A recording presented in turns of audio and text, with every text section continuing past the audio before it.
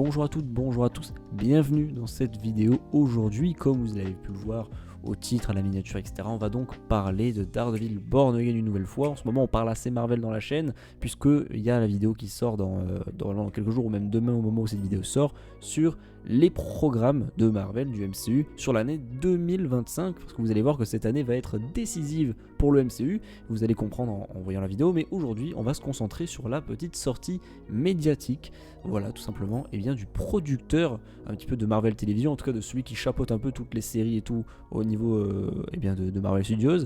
Je ne sais plus comment il s'appelle, je vais regarder tout ça tout de suite. Brad Winderbaum, voilà, qui gère un petit peu Marvel Télévision, et il a dit tout simplement que Daredevil Born Again avait avait les scènes les plus brutales, les plus violentes, on va traduire ça comme ça, les plus violentes, les plus cyniques un petit peu de l'univers Marvel sur petit écran, et c'est une très bonne nouvelle si évidemment il dit vrai, même si au vu de ce qu'on a vu sur les images, sur plein de rumeurs, sur l'histoire, sur le retour de Karen et Foggy, et évidemment on va dire sur l'ambiance un petit peu du trailer qui était sorti, même si il n'est pas rendu public. D'ailleurs le trailer qui avait été disponible je crois à la Comic Con, que nous évidemment nous n'avons pas vu, même dans le monde entier le trailer n'est pas disponible, on l'avait juste vu en 144p.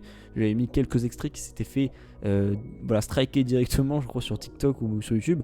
On pouvait plus le voir, tout simplement la vidéo. Donc voilà, il y a eu un petit trailer, l'ambiance a l'air très sombre, voilà, très mature, etc. Un truc qui ressemble vachement à la série Netflix, en fait, tout simplement, celle qu'on avait adorée, celle qu'on voulait revoir. Et voilà, les prémices un petit peu du personnage dans She-Hulk, c'était pas forcément rassurant. Et là, on part sur autre chose, et donc sur la série Netflix, en tout cas sur le même ton, la même violence un petit peu. Et c'est une excellente nouvelle, c'est ce qu'on voulait de toute façon. On voulait vraiment pas un personnage de Daredevil comme dans She-Hulk qui se faisait littéralement pas respecté, quoi. Vraiment, c'était pas une très bonne version. Donc là, c'est assez sympathique. Est-ce qu'il dit vrai? Parce qu'après, c'est un producteur, il peut dire absolument ce qu'il veut sur sa série. Mais bon, voilà, clairement, je pense pas non plus qu'il ment. On va pas aller jusque-là non plus, puisque au vu de ce qu'on sait, des officialisations et le retour du Punisher aussi, enfin, pareil, John Bernthal avait dit il y a plusieurs années qu'il ne reviendrait dans le rôle du Punisher que s'il était sûr à 100% que les fans allaient kiffer et que lui allait kiffer pour le personnage. Puisque bon, le Punisher, c'est quand même un personnage assez sombre, assez violent. Je pense pas qu'il va revenir dans un petit show à la crème, quoi. Tu vois ce que je veux dire. Donc, pour Daredevil Born Again, c'est une excellente nouvelle. Pour les personnages aussi. Et surtout, à mon avis, personnellement, je pense qu'il dit vrai. Et encore une fois, alors après, peut-être qu'il l'exagère, parce qu'il dit que c'est, on va dire, les scènes les plus violentes que Marvel a vues. Alors, je pense pas que c'est une généralité vraiment à prendre en compte, mais plus pour les séries. Alors, je pense que beaucoup de gens font un petit peu l'erreur. Je pense qu'il parle plus des séries. Voilà, parce que pour les films, en soi, on a eu Deadpool et Wolverine, c'était quand même pas mal. Il y avait des scènes qui étaient vraiment très violentes. On verra pour Daredevil Born Again. S'il faut, ça parle aussi de toutes les séries et films confondus. Après, Daredevil est un super-héros quand même, où il y a des scènes violentes. C'est quand même un comics à la base assez sombre, assez mature.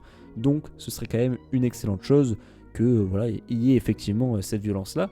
Et puis encore une fois, c'est pas non plus, je pense à mon avis, les scènes vraiment les plus violentes. S'il y avait eu un petit peu Doctor Strange 2 qui voulait instaurer ça, mais là c'est vrai que pour Daredevil Born Again, c'est ce qu'on attend au minimum. C'est quand même des scènes de violence assez inouïes, surtout par la présence, et ça encore une fois je le répète, c'est officiel, il y a bel et bien le Punisher de John Bernthal dans la série, il aura un rôle important.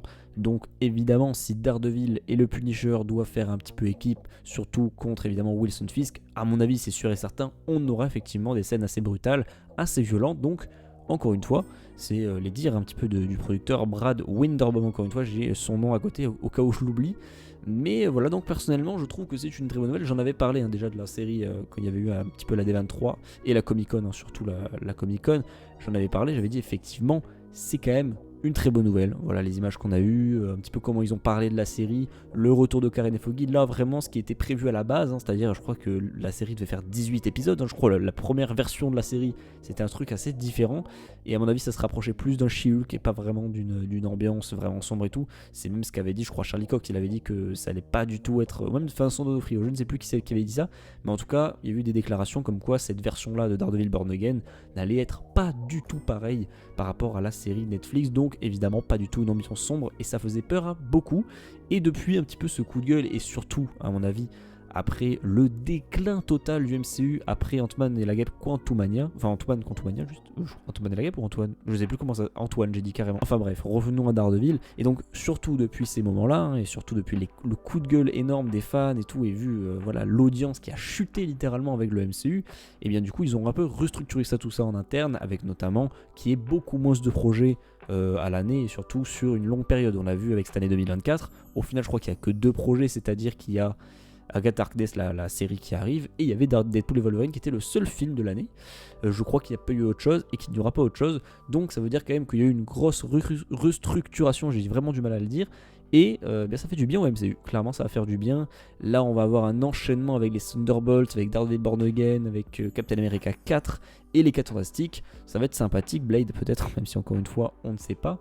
Mais pour Daredevil Born Again, encore une fois, ça peut être voilà, un show qui va porter le MCU à la télé. Ça peut être sympa, surtout pour Disney+. Donc nous verrons. Encore une fois, c'est une excellente nouvelle.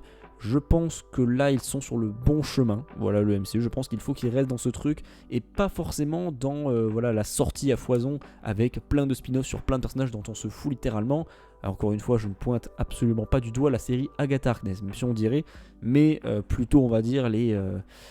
Ironheart possiblement je pense, et puis surtout un petit peu les Thunderbolts. Je suis désolé, moi je suis pas encore hypé, j'attends un petit peu le trailer, après on verra le film évidemment, mais voilà, tous ces spin-offs un petit peu en série, en film qui sont vraiment pas nécessaires, c'est un petit peu ce qui fait du mal je trouve au MCU actuellement. C'est pour ça qu'on doit se concentrer sur des projets comme ceux-là, même si encore une fois c'est quand même un aveu de faiblesse, parce que on a eu du coup l'officialisation du casting de Robert Downey Jr. en Doctor Doom.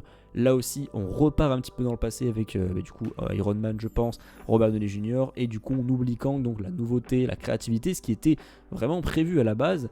Et là, pareil, donc Daredevil Born Again, on va faire une saison 4, 5, je ne sais plus, je crois qu'il y a eu 4 saisons Netflix, ou là c'est peut-être la saison 4, je ne sais plus, mais en tout cas, une suite à la série Netflix, littéralement. Donc, en fait, le MCU n'a pas vraiment créé, puisqu'ils ont aussi ramené Deadpool et Wolverine qui appartenaient à la Fox.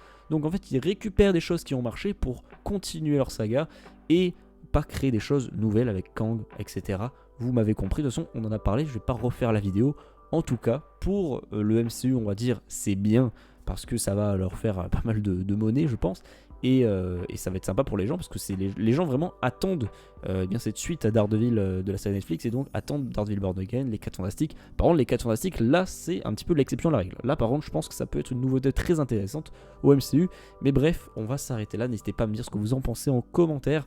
Voilà, de toutes ces infos, un petit peu de la suite du MCU, tout ça. Encore une fois, n'hésitez pas à me dire, à vous abonner évidemment à la chaîne, à nous suivre sur Instagram, TikTok, et Instagram, j'allais dire, et Twitter, je crois que je l'ai dit. Bref, on s'arrête là. Merci d'avoir regardé. Portez-vous bien. Ciao.